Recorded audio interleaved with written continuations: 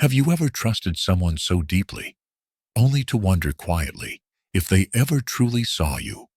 Graham Ellison built a business empire on discipline and distance. He wore silence like armor, ran boardrooms like orchestras, and never let anyone too close. Then came Elise, his assistant, younger, intuitive, and with a kind of stillness that disarmed even the coldest mornings.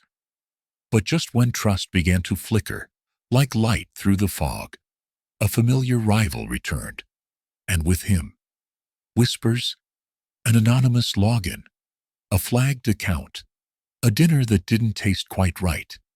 Suddenly, Elise wasn't just managing schedules, she was managing suspicion. Would you speak up, knowing silence might protect you? Would you stay, if staying meant being doubted by the one person whose belief mattered most? This isn't a love story. It's a story about trust, about the quiet war between doubt and kindness, about how sometimes the person we misjudge is the one quietly holding us together. If you've ever felt unseen, unheard, or underestimated, this story is for you. Stay a while. Let the silence tell you what words cannot. He ran an empire of silence until she stepped into the room. The hallways of Ellison Tower always smelled faintly of cedar and ambition. Today, a thin shaft of golden light spilled across the polished walnut floors, catching Graham Ellison mid-step as he watched a framed photograph being rehung. The maintenance man stepped back, squinting slightly, and adjusted the frame by no more than a centimeter. It wasn't his father's portrait anymore.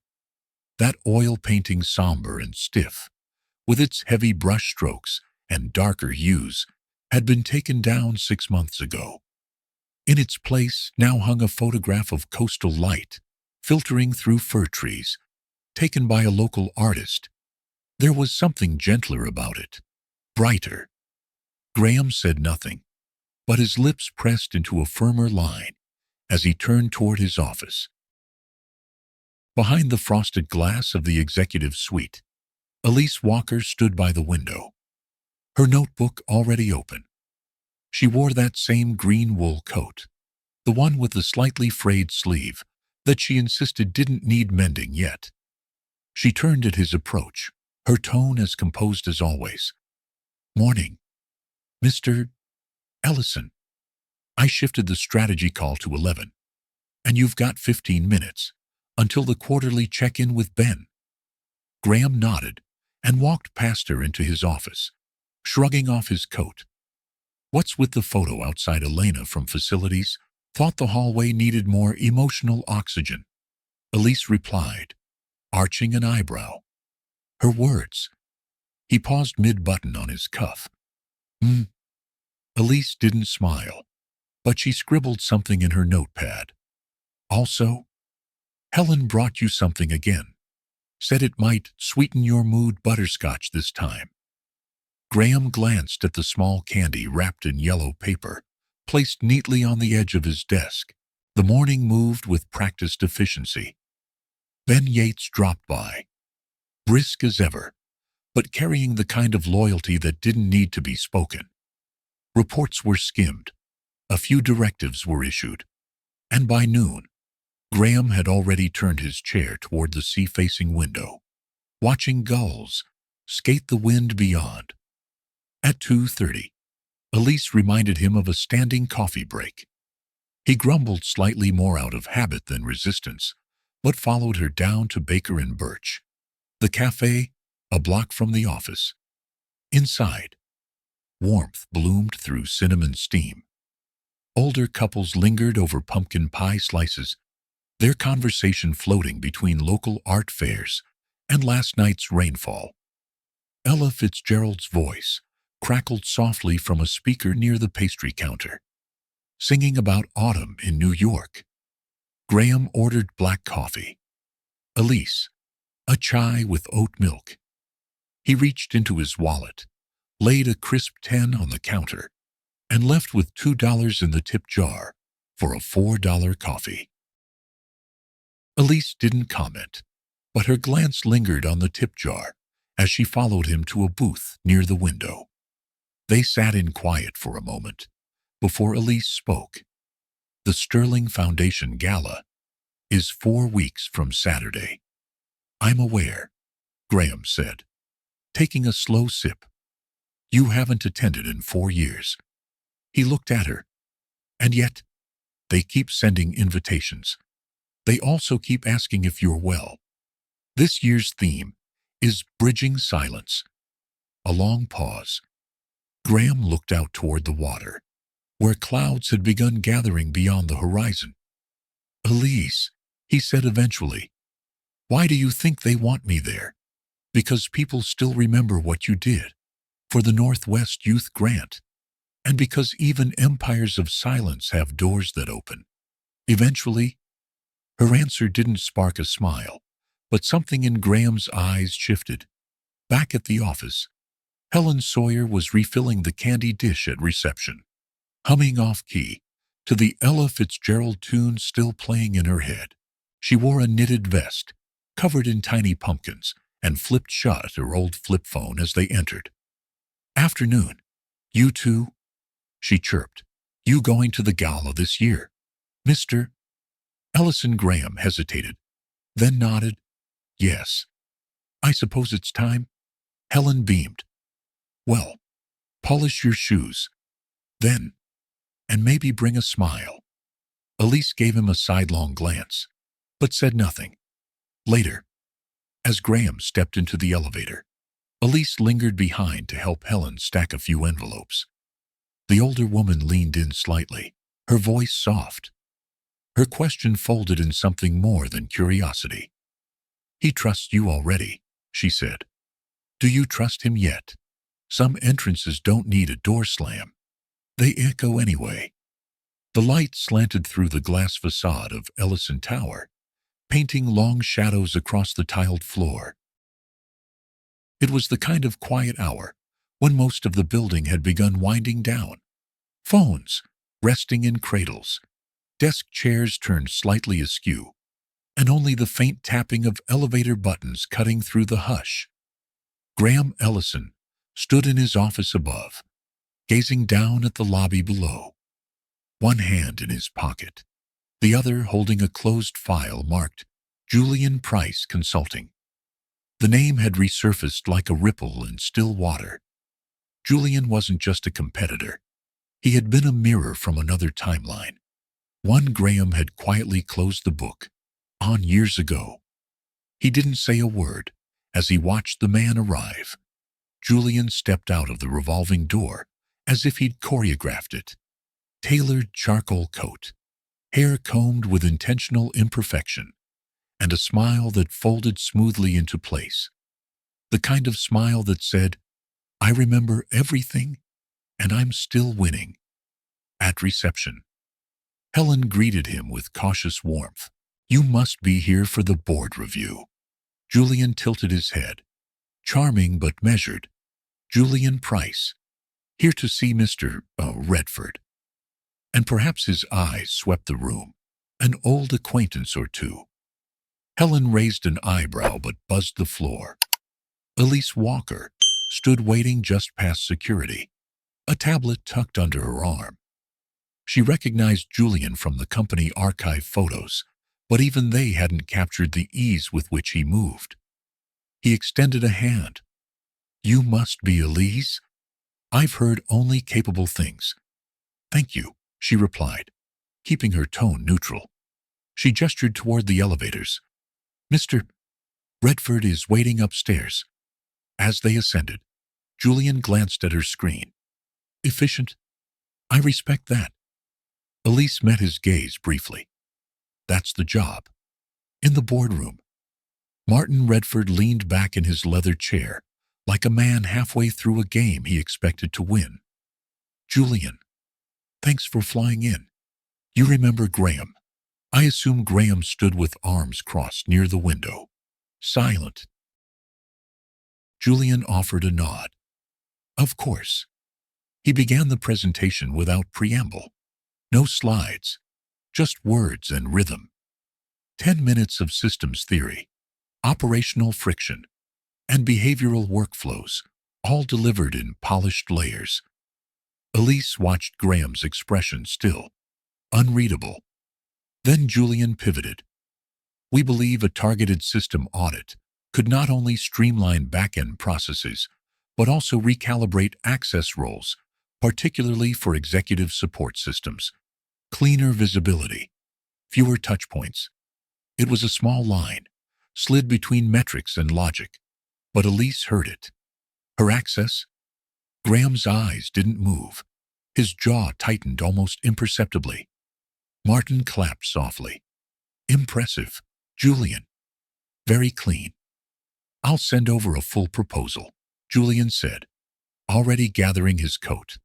After the meeting, Julian lingered just long enough near Elise. It was a pleasure meeting you, Ms. Walker.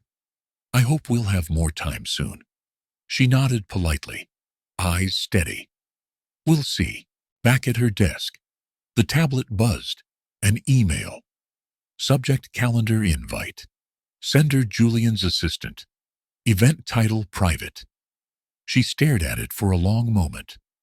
Her screen flickered once, just for a second, before steadying again.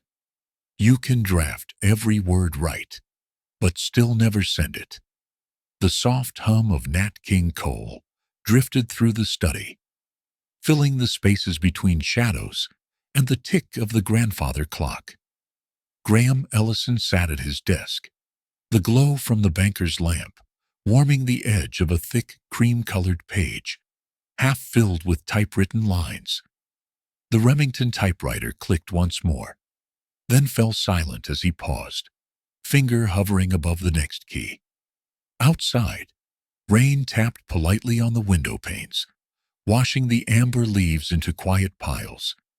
The fire in the hearth had burned down to embers, casting a muted orange onto the wood-paneled walls. A framed newspaper clipping hung nearby. Ellison Shipping acquires Pacific Route, dated 2 decades back. Below it, in a smaller frame, the photo of a golden retriever with kind eyes and a soft muzzle sat beside an unopened bottle of bourbon, half for the dog, half for the memory.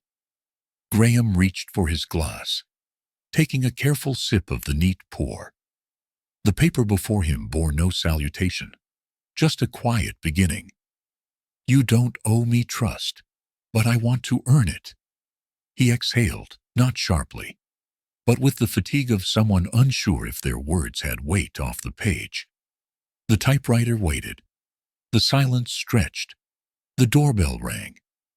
Ben Yates, ever punctual in his untucked shirts and windbreaker jackets, stepped in with a nod and a 6-pack of local pale ale. Didn't want to call first. Thought you'd ignore it. You were probably right, Graham said, motioning toward the leather armchair across from him. Ben glanced at the record spinning. Vintage mood. What's the occasion? Evening? Graham replied simply, returning to his seat. They sat a while like that. Beer bottles opened, conversation slow.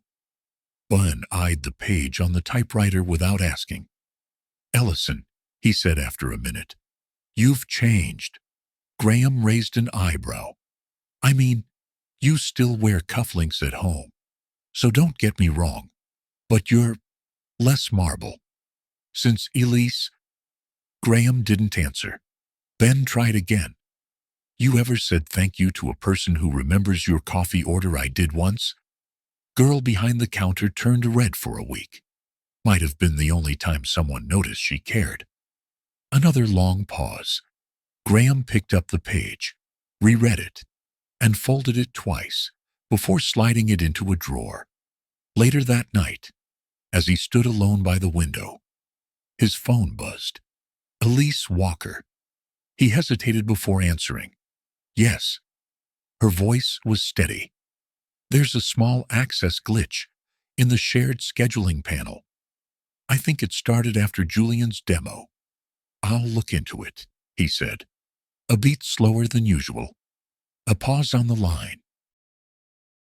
I just thought you should know, she added. Thank you. Elise. She waited, maybe for something else. When it didn't come, she simply replied, Good night, Mr. Ellison, and hung up. He didn't move for several minutes. Then, half aloud, as though summoning the room to listen, he murmured, She deserves honesty, huh? In a parking lot, dimly lit by the soft glow of overhead lamps, Julian Price walked beside Elise to her car. The night air carried a chill and the scent of wet pavement.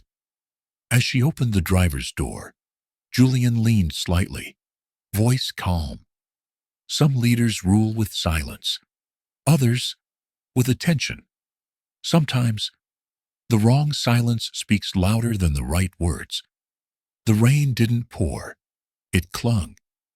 Droplets smeared across the windows of Ellison Tower like half-spoken thoughts, leaving streaks that blurred the Seattle Bay view. The hallways, usually filled with soft steps and light conversation, now echoed with nothing but the muted thud of damp shoes on polished floors. There was a faint scent of lemon wood polish in the air, layered over something colder, something like distance. Elise walked the corridor toward her office, umbrella still dripping in her hand, coat brushed with rain. She passed Graham's door. It was half shut. They always had a morning check-in, even brief. A nod, a raised brow, a passing comment about the agenda. But today, there was nothing. He didn't look up when she passed, didn't acknowledge her when she paused in the doorway, just tapped at his keyboard and kept still. By her desk, she opened her laptop and logged in. The dashboard blinked to life, standard interface. Nothing strange at first glance. Then she opened the access logs. A red flag. There had been a login from her credentials the night before, after she'd left the building. Elise stared at the timestamp. 10:34 p.m. From an external IP. She checked her phone. No messages from Graham. No questions. No calls. Across the building, in a corner conference room, Julian stood behind a chair, arms folded, blazer draped casually over the back. The blinds were partially open, casting gray stripes across the table. He turned as Elise entered. I appreciate your time, he said, tone velvet smooth. We've completed the first wave of the audit. There's something I think you'll want to see. She nodded, placing her tablet down. Julian gestured to a screen. Your login credentials were used off-site. It may have been a routine sync, but it wasn't me, Elise said calmly. Julian raised an eyebrow. I didn't say it was. There was a pause. I thought we'd share this over dinner, he added, almost lightly. It would be more personal. Elise stared at him. Is this about trust? She asked. Or control? Julian smiled, but didn't answer. At Baker and Birch, the air was warmer, sweeter, maple syrup, steamed from waffles, and holiday decorations lined the windows. Twinkling lights nestled around paper turkeys and pumpkins. The bell on the door jingled as Elise stepped inside, her coat damp at the cuffs, her hair slightly frizzed from the walk. Helen, stationed behind the counter with a cranberry scarf wrapped around her neck, beamed. You look like someone carrying more than rain. Something like that. Elise replied. She ordered a latte and took her usual seat by the corner window. The seat was still warm from the last customer. She opened her tablet again, fingers hovering over the login screen, before slowly closing it. Helen appeared a few minutes later with a steaming mug. My husband used to say, never judge a man by his shoes unless he never cleans them. Elise smiled faintly. What if they're polished? but he never lets anyone walk beside him. Helen just shrugged and slid a butterscotch across the table. Then, you keep your stride steady. Eventually, someone notices who kept walking. Back at the tower, Elise returned just in time to hear voices through a cracked boardroom door. She paused as one board member's words cut through. "What if your assistant is the leak?" The silence that followed said more than any rebuttal. No defense, no voice to counter. She turned before they noticed her, footsteps light but steady. Outside, the rain had softened into a mist. She didn't bother with her umbrella. Her coat clung to her shoulders as she walked the block back toward her car, soaked through by the time she reached it. She blinked hard, stared up into the gray, and inhaled sharply. She left early coat wet from the rain, but eyes drier than they feel. When a table is set for thanks, but hearts are elsewhere. Elise sat behind the wheel of her car longer than she needed to. The engine had gone cold 10 minutes ago, but she hadn't moved. Her gloved hands rested on her lap, phone face down beside her. A faint hum from the heater was the only sound in the quiet interior. Outside, Helen Sawyer's house glowed gently, framed by strings of soft amber lights and a wreath of dried cinnamon sticks and pine cones. The scent of something roasted carried into the driveway. Inside, laughter bubbled faintly. It was warm, alive. Elise's phone buzzed again. Third time. A message from Graham. Unread. She didn't look. She had almost canceled. Twice. But now she stood at Helen's doorstep, coat buttoned, scarf tucked neatly. She knocked once, then again. The door opened on the second knock. "There you are." Helen beamed. "I was about to come out there and drag you in by the elbow." Elise smiled, tired but grateful. "I'm sorry, long day." "No apologies," Helen said, stepping aside. "Only hungry hearts and second helpings allowed tonight." The warmth hit Elise immediately, both from the fireplace crackling in the corner and from the scent of turkey, sage, and something sweet. Cranberry sauce cooled in a crystal bowl near the window. A wooden table for 6 sat proudly in the center of the living room, polished and dressed in handmade placemats. The silverware wasn't matching, but every fork gleamed like it had been cared for. Helen moved with ease, a towel over her shoulder, humming a jazz melody Elise couldn't place. "The mashed potatoes might be a little heavy on the butter," she warned, "but it's Thanksgiving. The Lord forgives." Elise hung her coat and washed her hands in the kitchen sink, staring briefly out the window where a few white flakes had begun to settle against the sill. Snow. This early, it felt like the sky itself was trying to say something gently. They sat down at the table, just as Helen set out the pumpkin pie. "I always make dessert first," she said. "That way it has time to think about how good it wants to be." Elise laughed, genuinely. She hadn't realized how much she needed this kind of night until it was already happening. Dinner began with stories. Helen talked about her husband, Sam, who had served in Korea. His medals still hung in the hallway, but she preferred the photo of him in a flannel shirt, fishing by the lake. She spoke of neighbors gone, pies ruined, and how the trick to a good turkey wasn't seasoning, but sincerity. "People forget," Helen said, pouring cider into ceramic mugs. "Loyalty isn't loud. It's in the showing up, the remembering." Elise nodded, then quietly excused herself for a phone call. Out on the back porch, wrapped in a borrowed shawl, she dialed Caleb. He answered after 2 rings. "Hey, Mom. Everything okay? I just wanted to hear your voice," she said. In the background, she heard the murmur of voices. One of them, calm, deep, familiar. Is that Mr. Wheaties, Ellison? She asked, keeping her tone neutral. Yeah, Caleb said, lowering his voice. He's here visiting the scholarship office. Left a check. I think. Elise didn't know what to say, so she said nothing. They spoke another few minutes, then hung up. When she came back inside, Helen was waiting with an envelope. This came a few weeks ago, she said softly.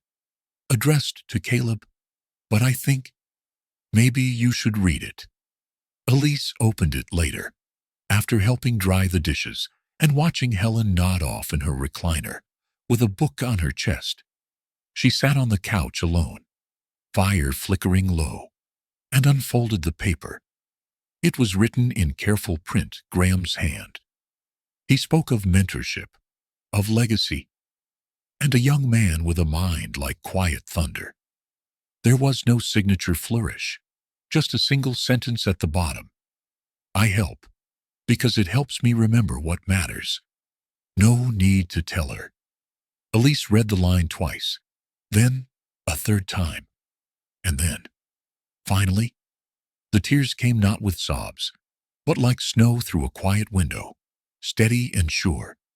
She cried for the first time in years quietly, after everyone's asleep. Sometimes, what's left unsaid is louder than everything else. The hallway lights inside Ellison Tower flickered to life as the elevator doors parted with a muted chime. Elise stepped out, her heels making soft clicks against the marble. The office was quieter than usual, a hollow sort of quiet that followed holiday laughter, where memories hung heavier than decorations.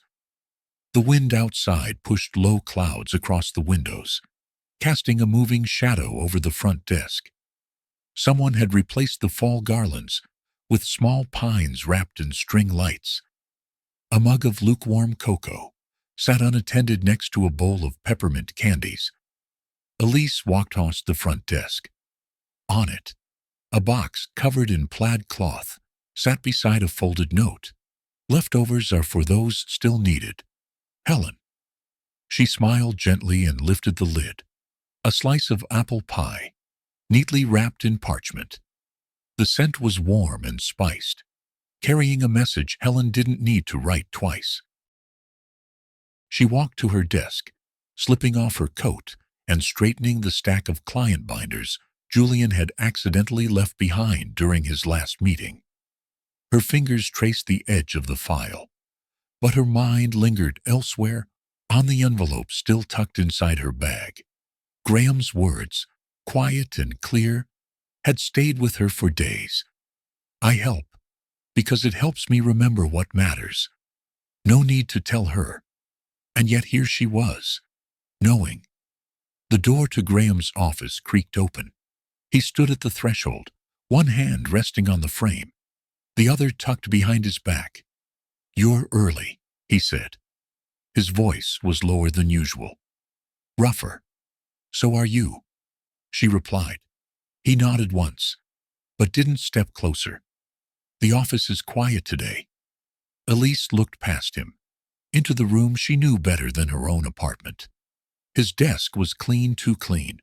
No music playing, no coffee steaming, just silence. Heavy and hesitant.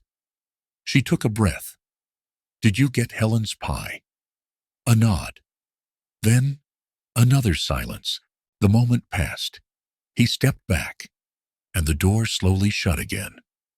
Later that morning, Julian appeared, unannounced. He wore a charcoal scarf this time, draped just carelessly enough to look intentional. Elise, he said with a charming smile. Got a moment. She didn't, but stood anyway. They sat in the small corner conference room, where the heater ticked and the blinds were half closed. I'll be direct, Julian began. Your instincts are sharp, your work clean, and frankly, you've been underutilized here. Her brows lifted. Underutilized. I've got a team assembling in Seattle, he said. Big names. Real growth. You'd be the anchor. She leaned back slightly, eyes narrowing. You want me to leave Ellison? I want you somewhere your talents aren't second-guessed. His voice was smooth, practiced. It left no room for accusation. But Elise heard it anyway. I'll think about it, she said, standing. As she walked back to her desk, her fingers found the edge of her mother's brooch. She wore it today for the first time since college, an antique silver leaf set with a single pale stone, a gift passed down for courage. Her mother had said, and courage was what brought her to Graham's office again. He was at his desk, reading. She didn't knock, just stepped inside. If you believe I'm innocent, she said, voice steady. Why do you keep your distance? He looked up, startled, his jaw tightened. For a moment, he didn't speak. Then he stood. I don't doubt you. Elise, he said, each word deliberate. I trust you more than I trust myself. The room fell quiet again, but not the same kind of quiet. This one had edges. She left without replying. That evening, as she turned off her screen and reached for her coat, her phone buzzed. The caller ID read, Julian Price. She considered letting it ring, but answered. Julian's voice came low, measured. You deserve better than ghosted gratitude. He didn't expect her to answer the door. She didn't expect him to knock. The porch light blinked again, flickering once, then holding steady as if finally convinced to do its job. Graham stood still, his breath visible in the cold December air. The snow hadn't fully covered the sidewalk, but the thin layers sparkled like it had tried. He shifted his weight and glanced at the small note clutched in his hand. The letter, unfolded, folded again, edges now soft from being handled too much. Elise opened the door without checking the peephole. Her hair was loosely pulled back, and she wore a thick cardigan over a flannel shirt. Not her usual office polish, not tonight. Hi, she said. Her voice held no suspicion, just surprise. Graham nodded once. I wasn't sure if I should come. You've already did, she replied, stepping aside. Inside, the warmth hit like a balm. A small space heater hummed near the wall. A vanilla candle flickered beside a worn leather armchair. On the bookshelf behind it, a photo of two people smiling, arms around each other in a field, stood beside an old ceramic mug filled with pens. I didn't mean to intrude, Graham began. You didn't, she said gently, walking toward the kitchen. But I only have peppermint tea. No scotch. That's probably for the best. She poured hot water into two mismatched mugs, then motioned for him to sit. He hesitated before lowering himself into a creaky chair near the window. Outside, the snow had begun to stick to the glass. I came because of this, he said, placing the folded letter on the table between them. She didn't touch it. It's the one you never sent, she said. I read your words to Caleb. He exhaled slowly. That letter wasn't meant for him either. Not really. Then, who he looked up. You. The silence that followed wasn't uncomfortable. Just full. I've spent years believing that keeping my distance protected people. That restraint was a kind of integrity. He paused. But somewhere along the way, I started mistaking silence for virtue. She sat opposite him, steam curling between their mugs. You helped my brother. Why? She asked softly. He didn't look away, because he reminded me of myself at that age. Hungry, unsure, deserving. And me. You reminded me what it felt like to believe in someone again. Her eyes flickered. That sounds like a burden. It wasn't meant to be. She leaned back, brushing a loose thread on her sleeve. Sometimes, Kindness feels heavier than cruelty. At least cruelty's expected. He nodded, a faint twitch at the corner of his mouth. I didn't want you to think I was trying to influence your choices, or worse, own your loyalty. You don't, she said quickly. But you did help. And not just Caleb. Another pause stretched between them. The radio in the background played a soft Sinatra tune in the wee small hours of the morning. Faint but unmistakable. Graham stood. I should go. He left the letter on her table and reached for his coat. At the door, he hesitated. I hope that when you read it, you'll know it came from a place of respect. She didn't answer, just met his eyes. Then he turned and stepped into the night, the porch light finally steady behind him. Elise sat in silence for a long moment. Then she reached for the letter. Her fingers trembled slightly as she unfolded the page. She read the first line. To the person who changed the way silence feels. Trust isn't always lost in war. Sometimes it's misplaced in silence. The boardroom on the 8th floor was warmer than usual, though no one dared take off their suit jacket. A brass clock ticked at the far end, and the window behind it showed little more than the fogged glass and the blurred outline of the bay. Snow fell softly beyond the building, muffling the sounds of the harbor and blanketing the parking lot in quiet white. Elise sat at the end of the long mahogany table, hands folded in front of her, a glass of water untouched. Around her, the board murmured in low voices. Some avoided her eyes. A few watched her openly, curiosity blending with suspicion. Martin Redford leaned back in his chair, the very picture of calm authority. As you all can see, he began. This item wasn't meant to be personal, just procedural. A simple discussion on system integrity and access protocols. He smiled, but it didn't reach his eyes. Julian Price sat 2 seats down from Graham, reading something on his tablet. He didn't look up. Graham, meanwhile, was unreadable. He wore a dark gray suit, and his father's cufflinks silver, with a faint, almost imperceptible E etched in script. He kept his eyes on the table, fingers steepled under his chin.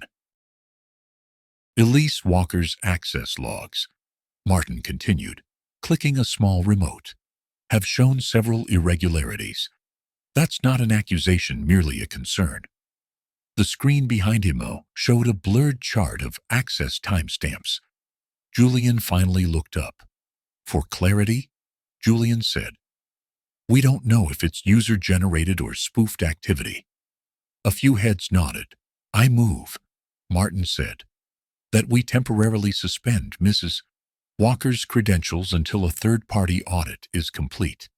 That was when Elise stood. The motion in the room stopped, like someone had paused a reel mid-frame. Her voice wavered for just a second. May I say something? Martin waved a hand, almost indulgently. Of course. She reached into the folder she'd brought, a modest navy file, not a leather binder. These aren't irregularities, she said, handing out 2 printed sheets.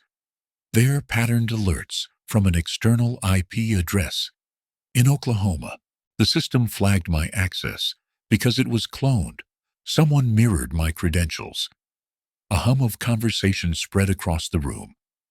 I have corroboration, she continued, placing a small USB drive on the table. Ben Yates helped to verify it this morning. There's no breach from within. She turned toward Julian. Your audit software didn't detect it because it was looking for misuse of access, not duplication. Julian didn't blink. You're suggesting someone spoofed your account. I'm saying the breach was never mine. The silence in the room was sharper than any raised voice. Elise took a steady breath. I've worked here for almost 7 years. I've brought coffee, managed crises, stayed late for people who didn't remember my name. I never thought I'd have to defend my integrity just for doing my job quietly. Graham still hadn't spoken? Martin coughed lightly. Well, that's a lot to consider. Elise looked at the room, each pair of eyes, some skeptical, some softened. You judged my access, not my actions. The ones who walk away quietly are often the ones we owe most to. The corner table by the window was usually taken by couples or retired friends comparing prescription plans and grandkids' photos. But today, Graham Ellison sat there alone, watching lights dance across the foggy December street. Baker and Birch smelled of pine candles and gingerbread, with hints of cinnamon clinging to the edges of mugs. A slow track played from the vintage jukebox, faint, nostalgic, as if the past had pulled up a chair beside him. He didn't bring his tablet, just a pen and paper, and a small leather envelope with the foundation's seal. In front of him, a folder marked Winter Intern Fund, Ellison Initiative. A note from legal was clipped to the front, confirming everything was ready. He signed the bottom of the last page slowly. His full name, the same one he used on contracts and stock disclosures, but now on something quieter, something that wouldn't make headlines. Helen Sawyer approached, carefully balancing 2 cups of tea.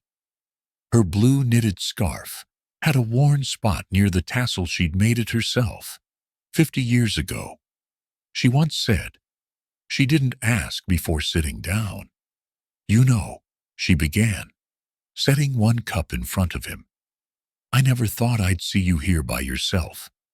Thought you needed Elise for that. Graham smiled softly.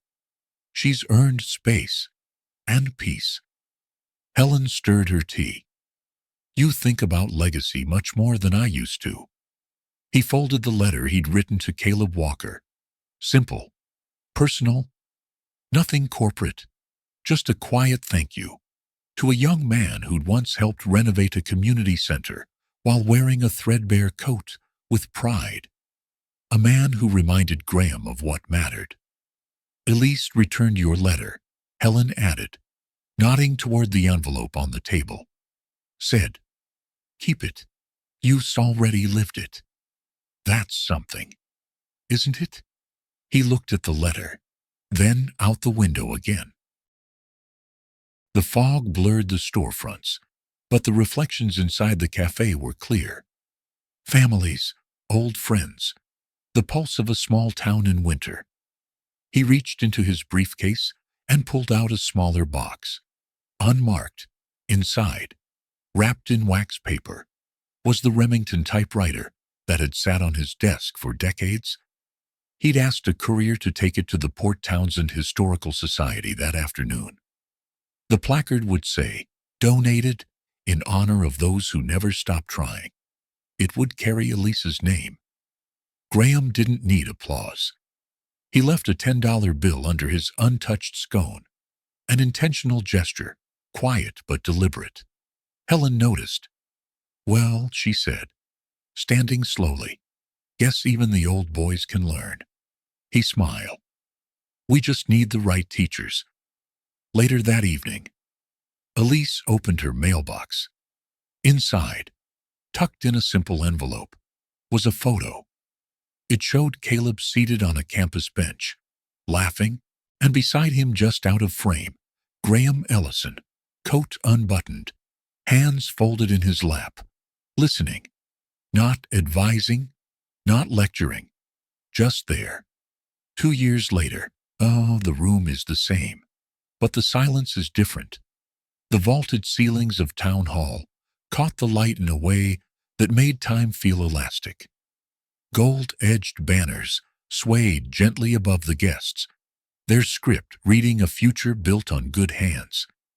A string quartet played in one corner, Debussy, slow and confident, the kind of music you didn't notice until it stopped. Elise Walker stood behind a modest podium. her notes held loosely in one hand.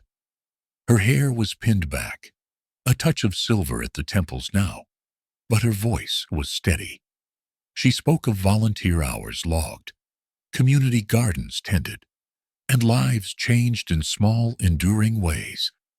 When she named the recipient of the Ellison Local Impact Grant, applause came not from obligation, but from warmth, genuine small-town pride.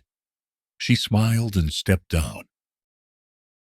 From the back of the room, near a table with mulled cider and clove-dusted cookies, Graham Ellison watched.